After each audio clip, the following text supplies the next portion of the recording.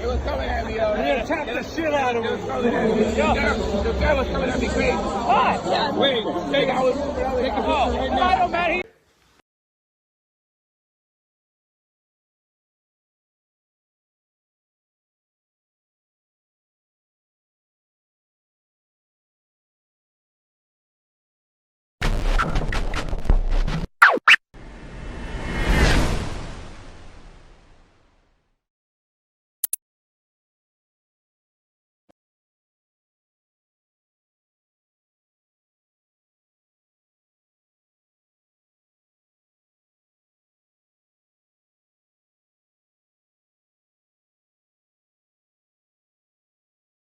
On this team, we fight for that inch. On this team, we tear ourselves and everyone else around us to pieces for that inch. Coming in at 320 kilobytes per second, it's time for Matty C's Sports for you and me.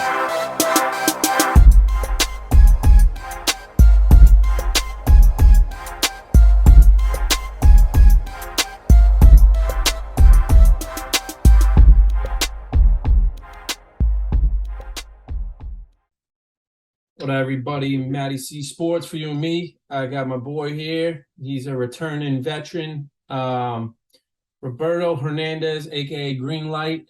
How you doing this afternoon? Well, it's actually noon for you. Yeah, it is noon. Yeah, it's 12:10 right now. But yeah, I'm doing great right now. I'm glad to be back. Getting interviewed because I got a lot to talk about of my last fight and what went down and what's upcoming next. So if you guys don't know, Robert is on a show called Mama Boy Season 3, and I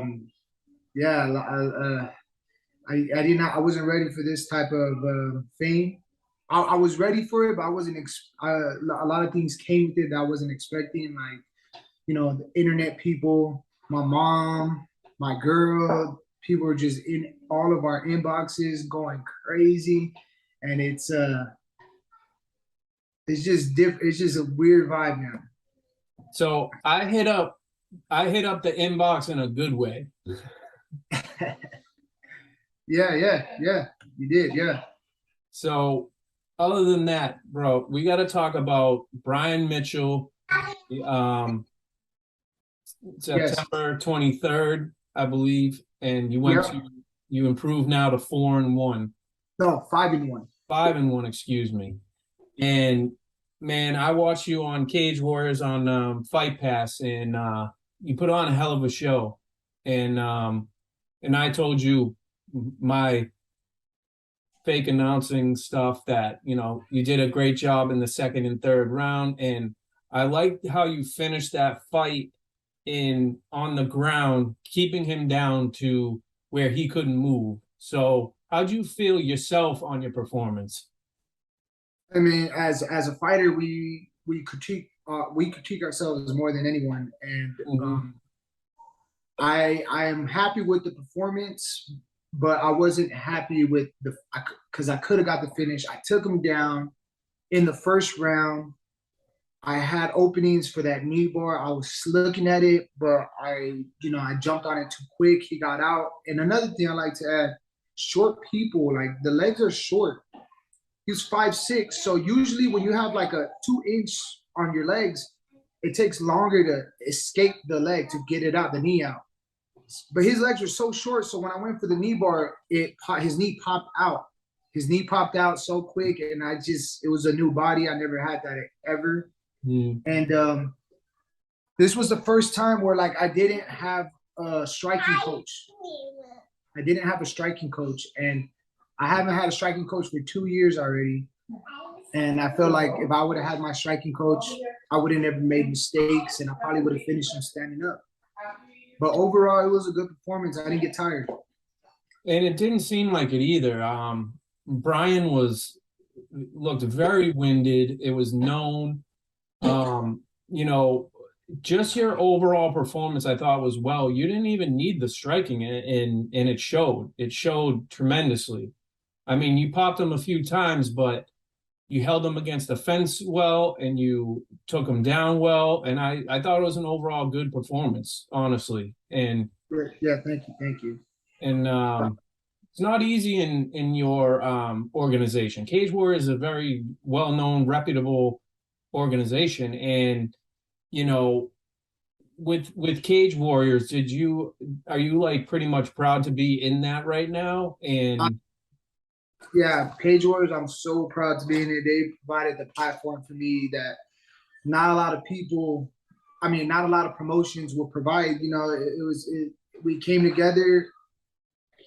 I'm keeping my promises, and hopefully, Grant Boylan could keep his promises eventually. But I'm very proud to be here and in Cage Warriors, and they're promoting me well. So I'm just, the sky's the limit for me, and I'm finally getting the recognition that I deserve. somebody on the East Coast is trying to promote you well. I don't remember his name. I believe his name is Matty C. But yeah, and that venue looks sick, man. Like, is it so behind it? Was that like condos or something, or what was behind it? It's like I don't know what it is. I don't know if it's an apartments or condos, but there's like a concert there where we're at. Like, there's a little concert there where a lot of people do a lot of shows there, believe it or not. And I'm thinking it is just, I don't know, a spa play. I don't know. I actually do not know, but it is a cool venue, and it gives me that kind of that UFC experience. It gives you that UFC experience. Keep it on professional level. You know, you're doing everything, like waiting for the cameras, everything. So it kind of, you know, I'm kind of getting broken into. So when I do get to the UFC, it is not taboo to me. It's not new. And the thing I always wondered, so for you, I mean, you fought outside. So Yeah. most around here, it's a little bit colder, so they fight inside. So, like, is there a difference in that, or like, do you feel like that's a difference in performance, or? No, I don't think it's a difference in performance. Obviously, we warm up in the back, and it is our job to stay warm. So by the time we do hit the cage, we already have that we're warm. And I mean, it felt like I was fighting inside. It just, when you laser focus and you're trying to knock out your opponent, finish your opponent, you don't care. Well, you do care eventually, but in the moment when the adrenaline's pumping and it's all going through, you don't care about it. You just try to win. And I meant to ask you, how did the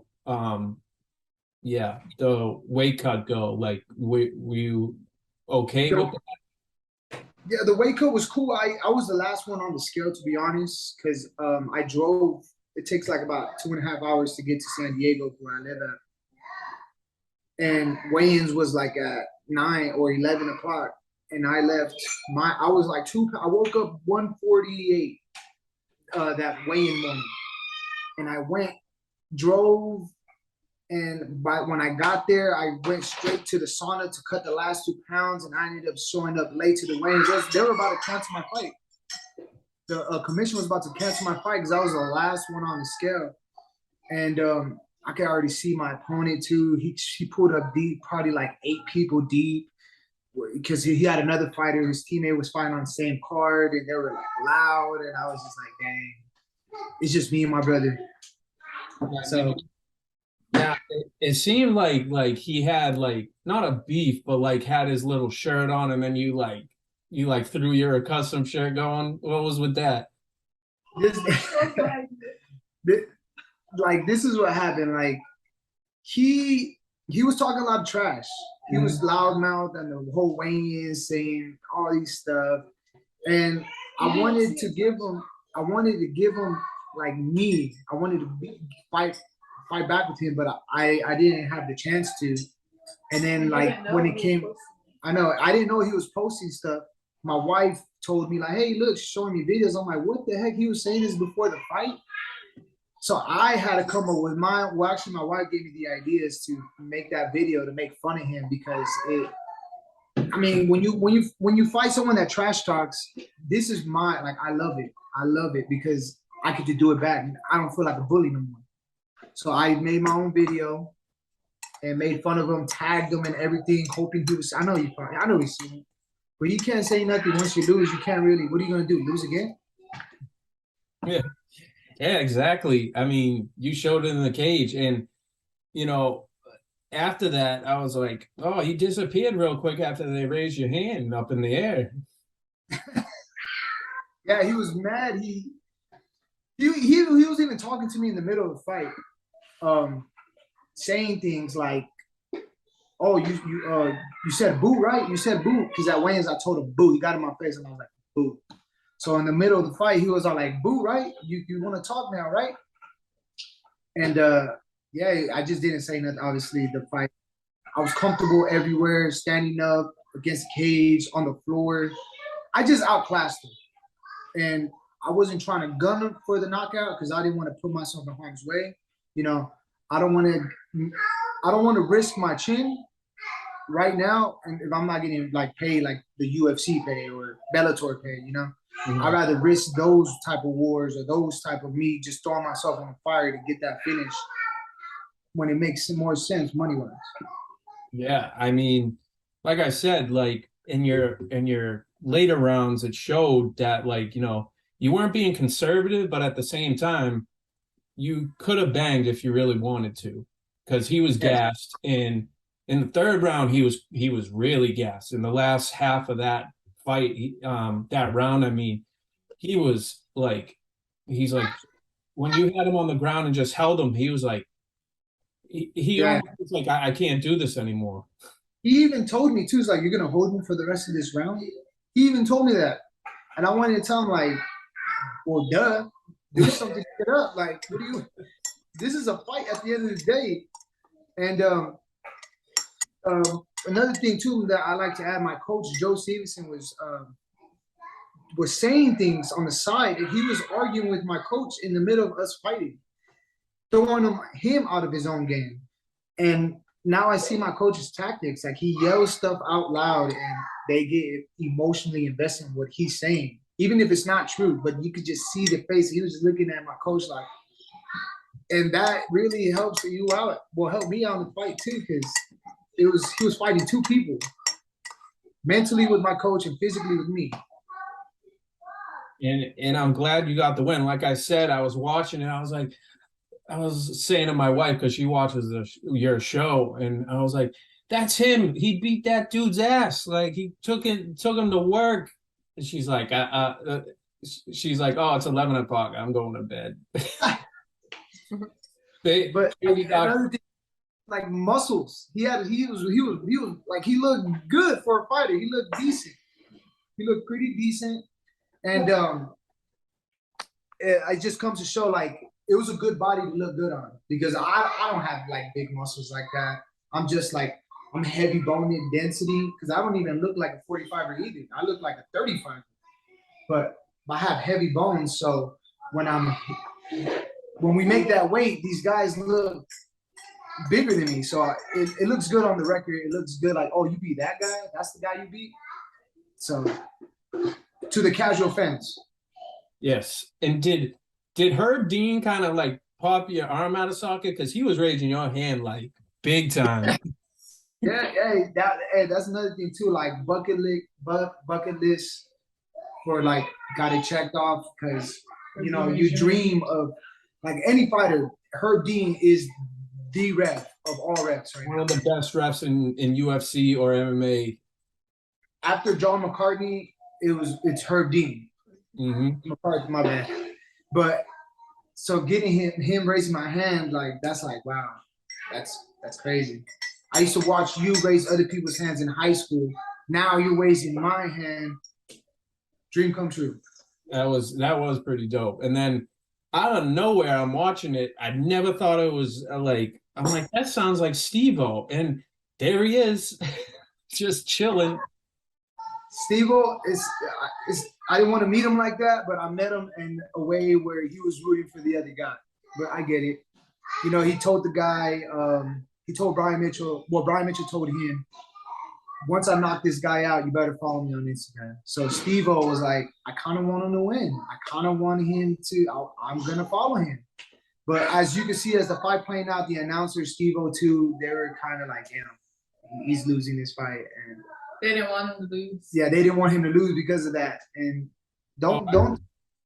I totally understand that too, because I was at a boxing match for one of my boys who fight out of Springfield, Mass, and I was like talking with this guy who was, you know, he was on the opposing fighter's team because they're in the same gym. So obviously he's going to root for him, but he was friends with the guy I know. And it happened to be Abraham Nova. He's a top-ranked boxer in ESPN. And we were going back and forth, and he's going to his boy like, oh, left hook, left hook. I was like, nah, no left hook, nah. I was like getting him going. And he stands up and turns around, and I'm going, oh, that's Abraham Nova. I didn't even know.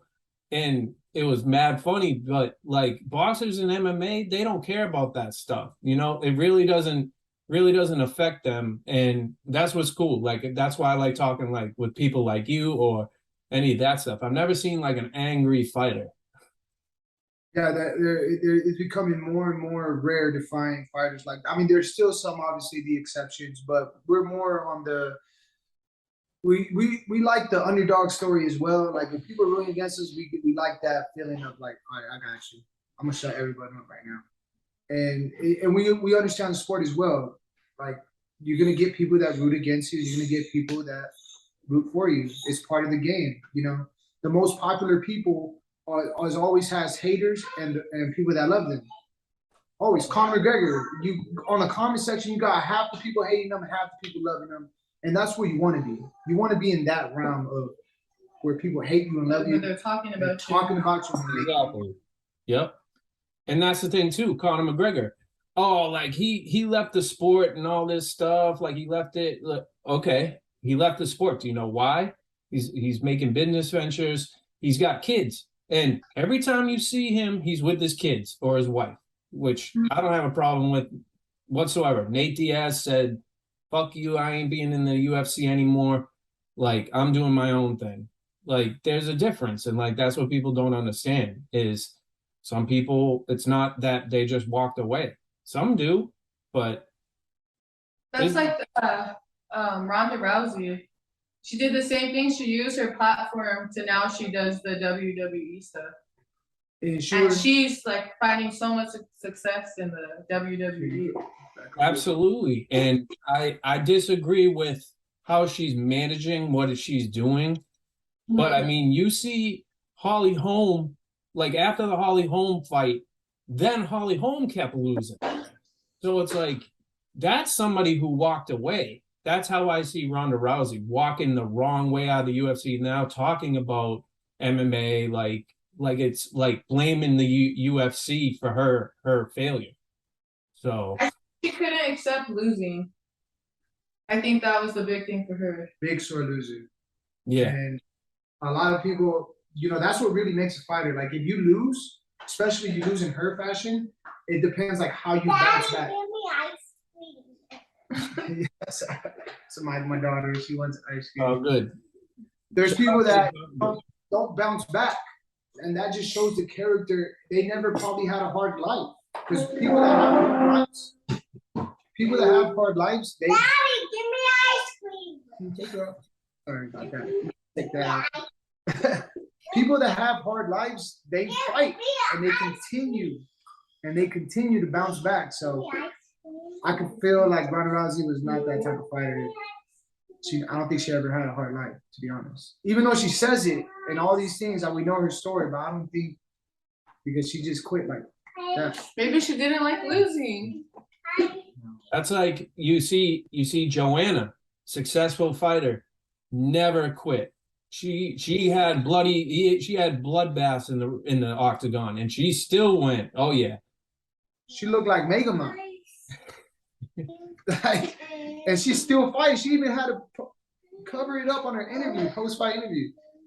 The thing that you could say about Ronda Rousey is she really did open the door for women's MMA. I feel like the one thing she really did, she opened the door because Dana White wasn't paying attention to the girls at all till Ronda Rousey came along. That's true. I mean, there's a lot more women cards, main cards, than there were before. So I agree with that. I mean, she opened a door that wasn't happening, and now it's. And now the women's fights are some of the most exciting fights on the whole card, like the Johanna, the Wayne, what's her name? Wei Li Zhang. I can't pronounce her name, but that fight was like one of the best fights in history, men or women. Yeah, and I mean Amanda Nunes. Oh my God, Juliana Pena. That was a great upset. That was really. I like the. And it was funny because they were playing Modelo commercials at the same time after she lost. Like that was. Yeah. That was a kicker in itself. But women's boxing is still there. I mean, I feel like the only reason why they're getting a big platform now, I feel like Jake Paul, Amanda Serrano versus Katie Taylor. That was good. That was like one of the best fights in women's boxing history, in my opinion, even in men's boxing. So it's elevating, but it's still not on that UFC level. Women's, right. And Michaela Meyer right now, it's right next to me. I'm waiting for that fight. Baumgartner's fighting too. Who wins that? You don't know. I like her. I think she's a good boxer. Michaela Meyer. I don't even know who that. That one. She's fighting. She's fighting today, right? Yeah, she's fighting. The Shields card. Yeah, I know who you're talking about. She's like a gold medalist, or she's an Olympic medalist. She's the next. I think she's the next fight. She's getting Vaselined up now. But yeah, I mean, women's boxing is slowly getting there. I mean, I actually talked to a fighter who just won 2 WBC titles from East Coast, in the East LA area. She just won 2 in Costa Rica. So it's coming up, man. It's coming up. I think the big names right now for women's boxing is like Clarissa Shields. Yes. The other girl's name? The one, Sinesa Estrada. Katie Taylor, obviously. Like women's boxing right now is on the come up. But I feel like the only reason why they're on the come up is because they're the UFC women's fighters from the UFC are paving the way, and they're seeing the success through that MMA. And then now they realize that there is money in women's boxing. So, well, the problem with that is that you have a bunch of IBF, WBC champions in women's boxing, but being shown on DAZN, which not everybody can pay for that, $20 a month, and their commentators suck. So that's what I'm saying. Yeah, in the zone. In what? In the zone, you said? Yeah, in the zone. Yeah. Okay. Yeah, that's true. I agree. There's not a lot of their commentators. I cringe sometimes. I cringe. Yes. I'm like, he's talking about weird stuff, but like you put ladies on Showtime and you put them on Top Rank, that's where you're gonna get the recognition, and that's what I respect about those 2 organizations. They take care of people too. Yeah, I agree. I think the boxing fights there are on Top Rank, huh? Where? Clarissa Shields fight is on Top Rank. I believe, yeah. It's on Top Rank. Like Taylor and Shields, all them go on Top Rank. Showtime brings up the up and coming fighters that are pretty nasty themselves. They're beasts up in there. Yeah, it's right now. It's Matchroom, ESPN, Top Rank, and Showtime. Those are the only 3 right now. If you're not in those, then you need to hurry up and get. They're the only ones that are going to best promote. I feel like Matchroom promotes better than ESPN Top Rank. Like I didn't even know Haney was fighting today. Yeah, he's fighting at 10:30. That's what I say. There's a 2:30 with them, and then there's the 10:30 with Haney. And that's crazy to me because I know when Canelo's fighting because of Matchroom and all that. I know when these people are fighting. Gervonta always fighting. Yeah, we will. But when it comes to ESPN, sometimes I don't even know what's that big heavyweight. He was the lineal champion. Anthony Joshua? No, he fought Deontay Wilder. Oh, Tyson Fury. Yeah, Tyson Fury. Tyson Fury. Some cards that I didn't even know he was going to be on. So that's why I feel like UFC does way better, and Matchroom is kind of following how UFC does things, and I feel like they're blowing up. And UFC is honestly giving a lot of people chances in this game. From Contender Series to ESPN Fight Night to the top where you're on a pay-per-view. Yeah, and it's crazy because we didn't have this 2-3 years ago, but UFC now they're finding ways to get people like me a chance. People that are late in the game, I could say late bloomers. I'm 29 right now, and I think the best shot for me will probably be in the Contender Series or eventually the Tough or whatever. But the fact that I have those two options before I can even get into the UFC, that's already says a lot. Because boxing ain't doing that for you either. No, and and then there's PFL, where it's I kind of find that a little. I'm not a big fan because it's they're chasing that million and that's it. There's no incentive. I mean, you're gonna get your name out there, but it may not get you into the UFC just because of that. And I don't think people realize that. Yep. How do you feel about Bellator? Is a lot of East Coast guys that do it here, mainly fight out of Connecticut because the casinos are down in Connecticut, most of them, and they can fill a house. But I feel they're a little bit disappointing here. They do an excellent job where you guys are, California, Nevada, Arizona, stuff like that. They do well there, but Bellator, I think it's just too. The UFC is kicking their ass. If you want to see a quick fight, you want to see a real professional fight, see Bellator, go to it. But UFC is not going to come to Boston, Massachusetts. They're either going to go to Nevada or California, stuff like that. It's hard to get. We have talent here, but you got to go through stages to get to where the UFC is. So stuff like Cage Warriors, that's going to get you high up because they're on UFC Fight Pass. There's a lot of great fighters such as yourself, and it's just a crazy game. So many steps, it's crazy. It's I feel like I'm within arm's reach, but like how you said, there's too many steps within that arm's reach of getting to the UFC. I feel like I'm there. I'm looking at the gates. But I have to go through this. It's not like a straight line. It's boom, boom, boom, boom, boom, and then. Yeah, and there's so many different things to it too, along the lines of, okay, this guy's asking me to fight, but this guy's trash. His record is like I told you, records don't mean stuff, but at some points they do because his past history. He falls quick, so I'm gonna end him quick, and they're like, oh. Well, you fought him such and such.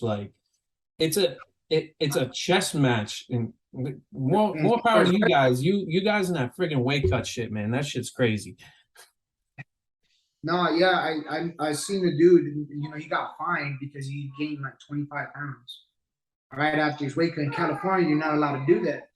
So he gained so much weight back, and he got fined. Well, he didn't get fined, but they give you warning. They warn you. They give you a warning, and then after that, they never bump you up a weight class because you just show that you cannot. That you're in a way cheating. Only in California. I don't know if they do that in Nevada, but in California they dock you. So you. It's just that's just a over the top catch weight fight right there. Imagine I'm weighing 145, and then I'm fighting a dude. He's 170 the next day. And me, I was 155 on fight day. I was 155 on fight day, and I was just damn. And I'm just looking at all these other guys, and I'm these guys balloon up so I feel like your early weight cuts, in your amateur career and before then, they were really, really tough. I would look at him And I would be like, he looks like he's gonna die. Like he just looks so bad. His face is sucked in. He was like, can't even walk. And then to now, he's like the week before the fight, he's still able to eat carbs. Like his body adapted to it, and now it's like so much easier for him to cut weight. Like you're able to eat way more, and I guess your body just adapted to cutting weight.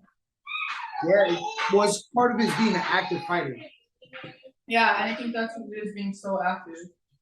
Part of his being an active fighter, because like when you're an active fighter, and you're not active, you fight once or twice a year, your body just, you have to lose all this extra weight. But you fight, like I've 3 fights already this year, my body's just maintaining. It's like always ready to fight.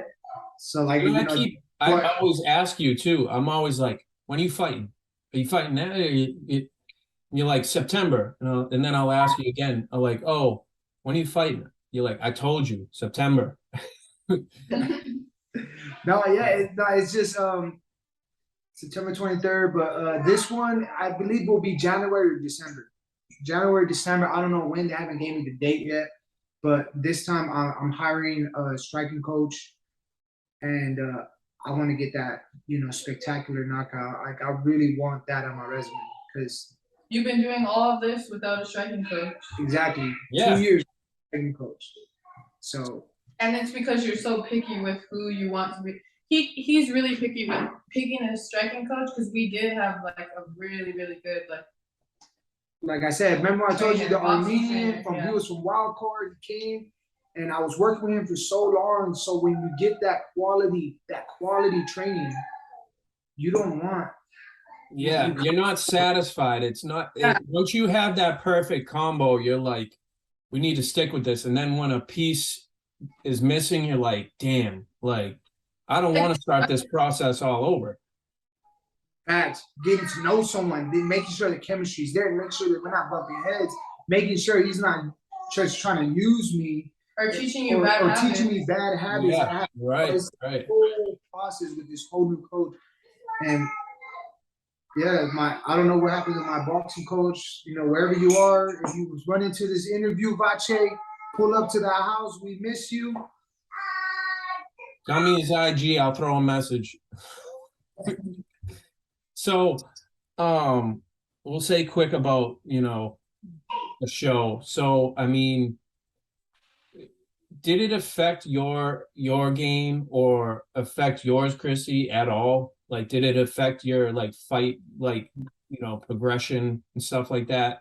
Like, did it give you a break from training or anything like that? Yeah, I feel like it took up a lot of our time.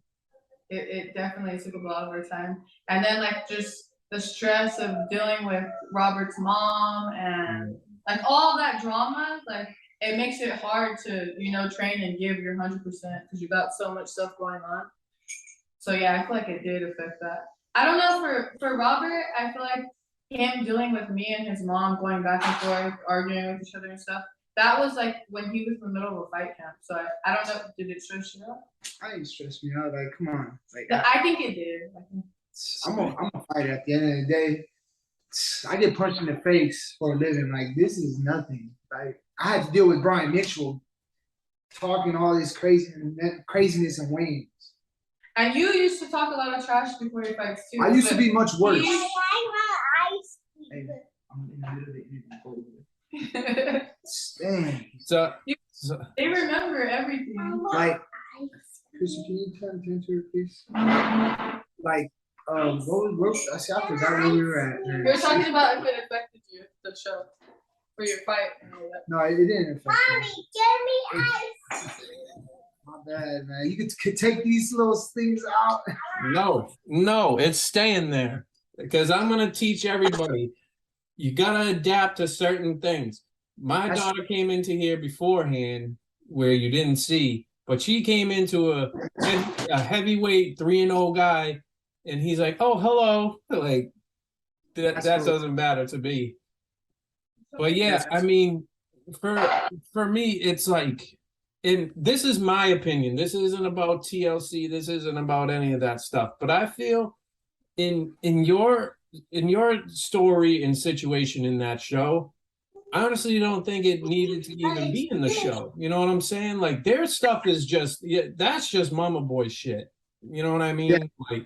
Like you're an independent guy. Like you have two children. You have your wife, and you guys were the chillest on the show. And everybody's like, well, let's feed my bird right on the freaking bed, and then let me live next to my mom and have a doper house than me. Like I get what you're saying. Yeah, there's a lot of stuff that in the show that these family dynamics are it's very different. They're very different with their own ways, and like I feel like we're the more normal ones because we fight. We know, we understand. We did things not a lot of people do. So they don't know what it feels like to fight. They don't know what it feels like to be all scared, like not scared but nervous, like before the fight. Like it makes you grow up in a way. Like shout out to TLC, because my wife showed me, oh, this guy's in MMA. I was like, oh, really? Type. You was trying to see if I was like Benny, right? Because there's this other guy named Benny. Listen. I looked at his fights, and so I'm not gonna say garbage pail fighter, because yes, they were. I never even heard of the organizations he was fighting with. They were just local. That's like Rocky Balboa in the church stuff. And that I consider a garbage organization. That's not Cage Warriors. That's not Cage Titans. That's not CES. That's not UFC. I don't even know how much they like. No offense to any organization. Of course, you want to pay less money to go see fights, but quality fights, we're talking about casual fans and actual fans. Like, I'll pay the 100 something. I'll pay the $3. I'll pay the 60. Like, that's nothing. But like, to go to a $25 fight, you're gonna get a $25 fight. Facts. Exactly. You're gonna pay for what you get for it. And I see this fights because everyone keeps campaigning. Like I keep seeing that, like, oh, Robert and Benny, they need to fight. And I almost feel kind of like in a way disrespected because like that's rude. That's very rude. That's an amateur. I'm a pro level fighter. We're both in the same weight class, and he's an amateur. And it would be cool for the cameras. Like I'll get a quick dub on him, but the dudes that he's fighting they're taxi drivers. They looks like they found like, hey, that guy, he looks presentable. Bring him from the alley. Like that's what it kind of looks like to me. No offense to those people, but taxi drivers. So the funny thing is, the guy I'm interviewing that I combined you guys with today, that kid was a force of an amateur. I dare Benny to go fight him. This guy works with Joe Lozon in his gym. Huge over here. Joe Lozon is like your coach over here. Huge. Yeah, I know. Joe Lozon, I'm a big fan. He's a really good grappler. Yeah. Oh, he's unbelievable. You've seen that heel hook? The biggest best finish was when he did the flying, a flying heel hook on the dude, and he locked it in so good and got it, and I was just like, that's high level. So we're not seeing Benny because to all you casual fighters, that doesn't happen. To all you TLC followers, that doesn't happen. An amateur does not fight a pro. Get it straight. Don't talk about it. That's it. Facts. That is a very dangerous scenario. Yeah, that's a very dangerous scenario for him, not for me. I feel that's rude though. I feel it's extremely rude because you don't even know the sport. Exactly, and it's just the casual fans. Like they're not even casual fans. They're casual fans for TLC. They just want to see some type of drama, not knowing the demographic on the MMA scene. And they showed. So I can't believe we're on TLC now. But I saw your training. You were in a legit gym. You're with your coach, and it's all good. Then you see his. That's like I don't even know. That's like a what do you call it? Like a storage unit. Like I was like, you're training in a storage unit, bro? Like, Yeah, it's like they picked a moment or they picked a spot. Like, all right, let's train here and make it look like a training thing. It didn't. Yeah, it wasn't giving what it gave as a gym. And what it was his girl was getting pissed that he was grappling and training and stuff like that. It's like hello, like you guys spar and grapple and do all that stuff, but I'm sure you wouldn't care if your teammate was like Kristy was like grappling with another teammate. You know, it wouldn't be a big deal. It happens all. She grapples with a bunch of my teammates that I personally know them, and she sees me grapple with girls. But I don't really grapple with girls because they're not on my level. But sometimes my coach Joe mixes all of it, wants to give everybody some work. So I sometimes land with some girls, but it's not like we've been doing this like jiu-jitsu for so many years that we don't think anything of it. And then all the guys that I train with, they all know me and Robert are married, and they're like, he's like one of the top guys at the gym. So he says little jokes like, you better not hurt my wife or you're gonna go with me next, and little things like that. But all the guys are super respectful. They're there to train. Yeah. And it's not at all. And I want to make this clear for all these viewers that don't know. Jiu-jitsu class, if your girl or your husband or your wife is rolling with another person, it is the most respectful environment. No one's touching on them. No one's getting googly eyes. No, it's just straight work, and it actually gets competitive. If it's not like that, then you're at the wrong gym. Amen. Yes, absolutely. And the thing is like I saw like you guys spar a little bit in the living room. I was like, oh shit, Kristy would kick my ass. She would beat my ass. Yeah, it's it gets the sparrings get a little bit heated with her. She gets mad when she can't hit me, and I'm moving. He's really good at moving, so I never it's really hard for me to actually hit him, so it's frustrating. But it makes me better. So yeah, because when she actually meets a girl that's way, then I'm like, okay, it's so much easier to hit them because I'm used to his movement. Yeah. So I mean, so you're in the same gym. Like, do you have like the same like respect as Robert does? Like, I'm saying it as like you appreciate the gym and like that's your home gym. Yes, that's how me and Robert met. Actually, we met there when I was still a teenager. Yeah, that gym that you seen, we literally that was our birthplace of me like meeting her. Like I had to hire the same boxing coach she had, and that's how we met. Because I wanted to get close to her. I wanted to see, like, damn, this girl's beautiful. Let me, shoot my shot with, like, getting mitts with the same coach. Yeah. So that's where I'm gonna have to meet you. I'm gonna have to go to Joe Stevenson's gym.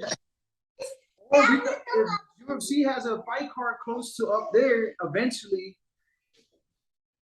there it is. I'll make time for the people that were there from the beginning, and say what's up, hang out. So I mean, is it a mutual? Like, I think it's really cool that you both have the same passion and love for the same sport. Like yes. Kristy, I've seen that you fight. I've seen that you train. And it's like, I think you like add fuel to each other. I mean, like, is that a good, like, I feel like that's a good trait. Like that not a lot of MMA fighters have. They don't have that like connection. Yeah, I feel like I can understand like whatever he's going through because I've been there before. And then I studied the way Robert fights. Like I watch him spar so many times. So I know when he's doing like things wrong, and I'll like tell him and help him. We have a good understanding because we have the same striking coach and we have the same grappling coach. And on top of that, like that girl that got mad at Benny, his girl, we're not gonna have that because she does the sport too. She's not gonna get jealous. She's not gonna like little things like that. And I understand how selfish the sport is, where it's gonna take like a lot of times he'll work all day and then he gets out of work, takes a shower, eats, and then goes to the gym. And I get that because I know what it takes to like you have to do that if you want to win your fight. Like, or really bad if you don't put the time in. Especially in this stage, like where I'm at, like you can't be 1 foot in, 1 foot out the door because if you are, you're gonna get knocked out or you're gonna get finished. And that's the thing too, is, I've been to a couple gyms out here, and the best one I ever went to is this place called the Citadel, and it's in Boston. It's right across from Park Street. You'll like, if you go to Boston, you'll know what it is and stuff like that. And it's this little gym. It's on in the basement, and like there's just all mats. And there's women that fight there. They're really talented in Muay Thai and stuff like that. It's like they train with each other, but then they train with guys who are 145ers, guys that are 180, guys who are 6'7", what is he featherweight. It's crazy. But like you said, it's a mutual respect. It's not like you're being inappropriate or being touchy-feely or anything like that. So like that's what I love this game about, is it's like all about respect. Unless you're like just being corny and like, yo, you're fucked up and blah blah blah blah blah. Yeah, doing gimmicks to show the fans. Those guys get dealt with at the gym. Yeah, those guys do get dealt with too. And that's another thing too. It gets dealt with at the gym when you want to be like that. Obviously you're gonna use someone like me, that someone's really good. It's homegrown. He's already good. He's already a pro fighter. They use people like me as an enforcer to correct that behavior. So by the time they fight, they're humble and respectful because they learned it in the first year. That's when the program begins. What do we call that? Oh, we call it. We were saying this before. Masvidal said this, and it's called we baptize them. We baptize them Our coach in the Joe's gym. been saying that for years. Yeah, we baptize these people at the gym, and the really they big get humble. There's been times where like a guy come in there with a really big ego. One of the girls starts beating them, and they slam them on their head. And oh shit! That guy, like the coach will throw in a really good guy, and just goes through the murders row of best grapplers in that or in that hour, and then one after another, and then we got the green light to just do you dirty because you just slam some girl on her head, yeah. Well, so it's funny, man. Like you see all different sides. Like we got a guy out here. He's 3-0. He's a heavyweight AMI champ, and this guy who has had 2 amateur fights, lost both, went to sleep, and one of them is talking shit. And it's like, bro, like this guy's a beast, and he's got a title, and now he's got his pro debut October 29th. Shout out to Son Graham. But yeah, man, like it's like, I watched that thing for like 2 seconds, the live you were on, and they were talking about something ridiculous and stupid about how some kid like was trolling you and talking shit online, and then you went into the gym. Like, big fucking deal. Like, that's the story you want to talk about? Like, talk about, oh, how's your family doing? How's all that shit? Instead, I could be like, hey, how was it that you cheated on your girl and did all this stupid shit, and you still live at your mom's house across the street? That's tough. That's tough. I'll cut that out. Yeah, that's tough. But yeah, like again, like you got a bunch of trolls in this. When you're in the limelight, you got a bunch of trolls, and a lot of people still don't take me serious because I'm a mama's boy. They think it's a joke. They think what I do, they don't really look into me, and they think that it's all made up, and I'm not really good at fighting, and I'm trash, and all these things. And I'm like, all right, cool. Sign a waiver, come to the gym, sign a waiver. We'll see. Let's see what happens. And he actually came. This kid actually came to the gym, and I got disrespect. I was like, damn, he really believes in his whole little heart that he could whoop my ASS. So I had to I took it to embarrass him more than to hurt him, because I know that I ain't trying to get like, what do you call it, his family after me because I hurt him. So instead, I just embarrassed him, act like I caught a big fish. I was proud of my work, and just embarrassing him. And to this day, he's still talking trash. So that's why everyone's seeing it. I shared it to everyone so they could see what happened, what went down, just to embarrass him again.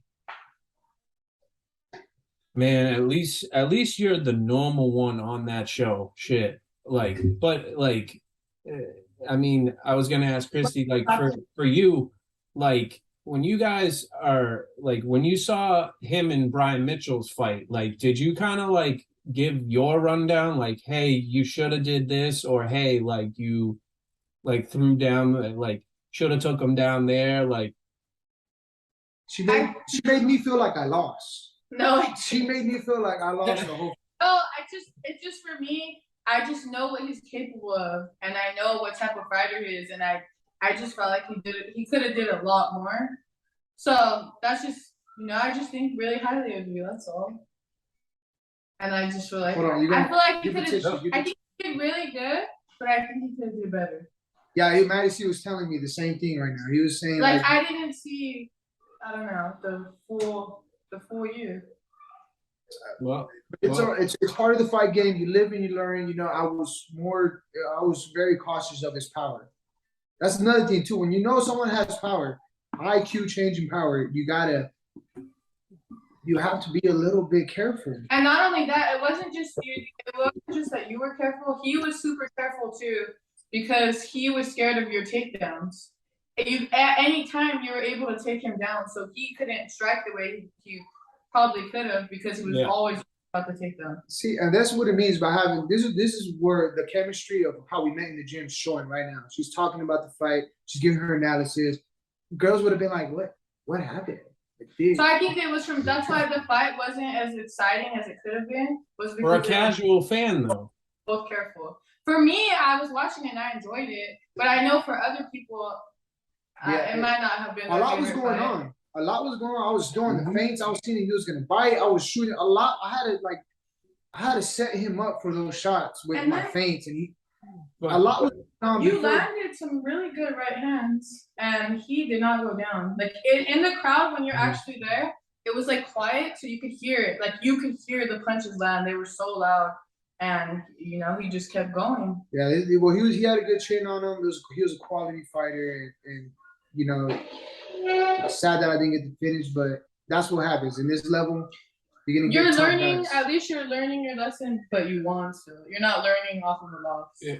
Yo, if you fight there again, I'm getting an Airbnb in that fucking condo complex over right across the street, bro. That was dope. It's a nice area. Nah, yeah, that's another thing too. Like these venues, like it's more intimate. It's like small but intimate. So like people that are there, they really are your family and friends, and everyone's like really. You're not getting like a bunch of casuals, all these like that don't know us. I mean, obviously, like every fight has those type of fans, but people. There's a lot of people emotionally invested. I was there in just another part of the country. I'm trying to probably fight in London. Like I'm trying to go overseas for Cage Warriors. That'd be dope. I mean, shit, that would be some dope shit, man. Because they're more bigger in the MMA scene over there. Well, yeah, the England Cage Warriors, like, those dudes, that's Patty Bimblett territory. Yeah. It's huge. They built it so good, and that's what Graham was. Well, not Graham, but the matchmakers are like, we need more time to build it here in the San Diego area, because it's just not there like it is in the UK. But we're growing. We're growing. Yeah, and it shows. I mean, like Sacramento, Los Angeles, they're getting that boxing environment. They're not. I don't see them really gaining UFC environment. I mean, I haven't heard of Staples Center being a spot like. Yeah, for UFC. That's true. I agree. And San Diego kind of probably is a good landing place for an MMA location. I thought it was pretty badass. That whole venue looked pretty dope. Mm-hmm. And I just want to say something right now too. So I could snip it right now. Cage Warriors, my next fight, if I get a finish, I want the title. I want to fight for the belt. I need that. I want it. I gotta have it. I don't want to be put on the shelves. I know with this last performance, it's kind of you can make the argument, but after this, my fourth fight with you guys, if I finish my opponent and cool point fashion, I want the belt. Facts. And you know my reputation, Robert. We'll get that on stories. We'll get that on everything. And most of the time, organizations see my stuff and they rethrow the story out there. So give them the title. Yes, I just want to make that because I really, you know, I'm 3-0 already. They're gonna fight November 4th. The guy, I forgot his name. But they're fighting this November 4th for that 145-pound belt, and I would like to fight the winner of that. Whoever holds it, because once I get my striking coach, it's over. It's over. So my final question to you, Robert, is you know, with all this, I mean, the support of your wife too. I mean, you guys are a good combo. I know she's into this game as well, and a lot of people don't know that. So with her career, is it like you also help her out with her career too? Yes, I'm basically like my head coach is Joe Stevenson, and like in a way I am her head coach. Like obviously Joe's the one that gets like the final stuff, but I'm getting her ready with her jiu-jitsu, teaching her a bunch of like her jiu-jitsu game has evolved so much with the help of my leg lock game because my leg lock. I mimic him. I like watch him like roll, and then he shows me at home too, like all his submissions and setups and stuff. And I mimic him to the point where I go to the gym and I'll do it, and they call Robert Lapaka at the gym, and they're like, "Oh, that's Lapaka," because I'll like copy his whole jiu-jitsu game. She's gonna be a little miniature me because we obviously had the same coaches since the beginning. Her beginning, my beginning, we have the same coaches, and I've learned a lot from my boxing coach to kind of teach her the same stuff he taught her already, just pick up right where he left off. So she's getting her that quality training, and it's gonna show. I'm the knockout version. I don't know when she'll fight, but when she does fight, eventually, it's gonna be it was already entertaining. Her first fight was very entertaining. I don't know if you've seen that fight, but I will check it out. Chrissy, I'll watch that for you. Okay. And then her second fight, it's gonna be good. Now you said shorter, but isn't she taller than you? No. No. I'm 5 and he's 5'8". Yeah, I'm 5'8". She's 5'5". So you know what? If I'm wearing heels, you know, I have. It's all right. Hey, I'm a short king. I'm a short king. I'm a short king. I get it. Wear your high heels 5 inches. He owns it. I'm proud. I'm gonna still find a way to put my arm around you, even if it's like this. But if somebody at Costco fucks with you, then Costco really is the hotbed. Costco is a spot where everybody notices us, and it's just we have some really funny interactions with people. Yeah, like the stuff that they say is really funny. I made a funny video about it, about how people meet us, and it's funny because it happens a lot in Costco. Like that's the hot spot. That's what all the moms. Hot spot for you. Yeah. And I like when they scold Robert. Yeah, they like to tell me things. They're like, "Oh, your mom," and then they go to get my wife's hands. Like, I'm so sorry you're going through. And I'm just like, oh my god, cut it out. She's a fighter too. What do you think? Like, I'm nice though. Pay my Costco bill if you feel so bad. You know the Costco bills are a lot too. I know. It's like you spend $300 at least. Yeah, and people don't know if you got. I have one child. You guys got two. I got one, and I'm paying fucking like $250. I'm like, for this? Yeah, this is it. This is all. You want more salad? But yeah, so Costco's the hotbed where all that stuff happens, all the interactions. Come on, Bo.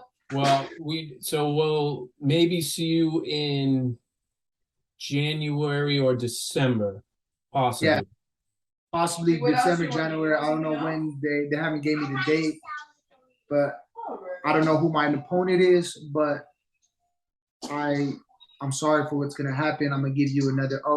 I'm gonna give you another loss, I'm gonna if you're undefeated, I'm gonna give you the first defeat. And I changed people's lives after like all my last opponents, they haven't fought yet. My 5 fights that I've been in, they haven't even gotten into a fight. I'm their last fight. So I feel like I'm kind of ruining their dreams. I'm the dream killer right now.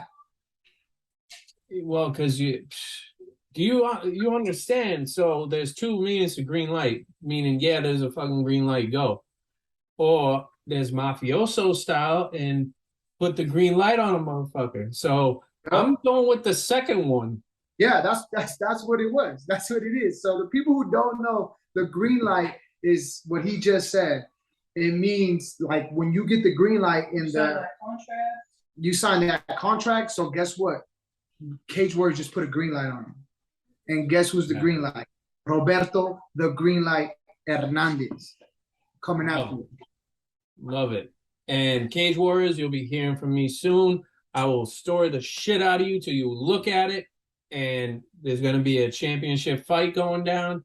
Depending on if you want to, I think you should do like before Christmas, December. You know what I'm saying? Like you should get it right then so you can fight then and then pack the meals on for Christmas and shit. Facts, man. Facts. I'm tired of being guilty. I'm tired of eating and feeling guilty about eating because I have to make weight. I have to, all that. So that's true. I agree. Yeah, no ice cream for you, bro. Nah, but yeah, man, hey, it was nice talking to you, Maddie. Like, I appreciate this. It was fun. I had a good time. My wife had a good time as well. Thank you. It was a lot of fun. Thank you. And thank you, Kristy, for coming on the show. I kind of had to beg him for you to come on the show. I normally don't like stuff like this, but I had to do it. You didn't know. She chimed in, she seen what it was, and she's like, all right, I guess I could come in and give a good little interview. So one more thing. Are you getting merch anytime soon or what? Getting what? Merch? No, I want to start a merch, but we haven't. We gotta think of the ideas. I already have shirts ready. I have Short King shirts ready. I have Sandwich Boy, my brother eating a sandwich. The Torta Boy? The Torta Boy. I already got ideas, but we just haven't.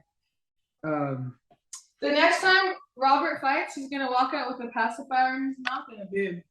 And a pamper. Stop. That's my idea. Stop. Oh. Hey, that's a good idea. Thank you. Is it not? And if you want to call me the mama's boy. People don't know that a lot of like Robert's ideas, like for like his fight, walkout, different stuff. A lot of it's him, but I do help him like think of ideas for. Yeah, she chemistry, Oh, you know what? I help him make the videos on TikTok, like the ideas for it. But he is like the best at acting them out and getting into character and all that. And I'm not good at that, so I'd rather help him with the ideas. Yo, you need a Tony Soprano deal.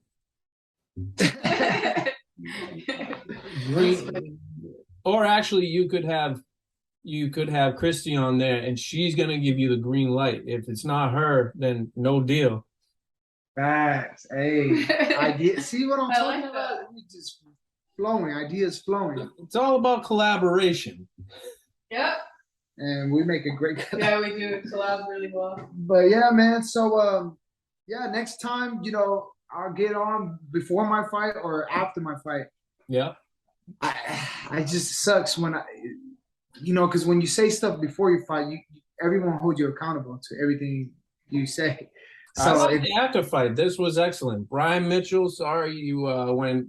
I don't know. You had 3-2 now. Yes. So yes. Sorry, Brian. Don't be talking, bro. Yeah, you gotta. I don't know. You gotta go to Steve Ho's house and You're a handsome guy to Steve-O. I don't know. You do some little strange for a little piece of change, bro. Next Jackass movie. But yeah. Robert and Kristy, thank you both for being on the show. You're both always welcome. And I always say you're on my show, your family. So thank you for joining. So everybody, So everybody, this is Matty C Sports, Robert GreenLight Hernandez, and Kristy, and the Ice Cream Girls. Ice cream girls. The bosses, the big bosses. The bosses of the house. Yeah. But thank you both, Matty C Sports. Follow these guys, and thank you. Thanks for watching Matty C's Sports for you and me. Make sure to follow Matty Cameron on Twitter at MattCameron23, or follow him on Instagram at MattyC23, or subscribe to his YouTube channel, Matty C's Sports for you and me. Once again, thanks for watching.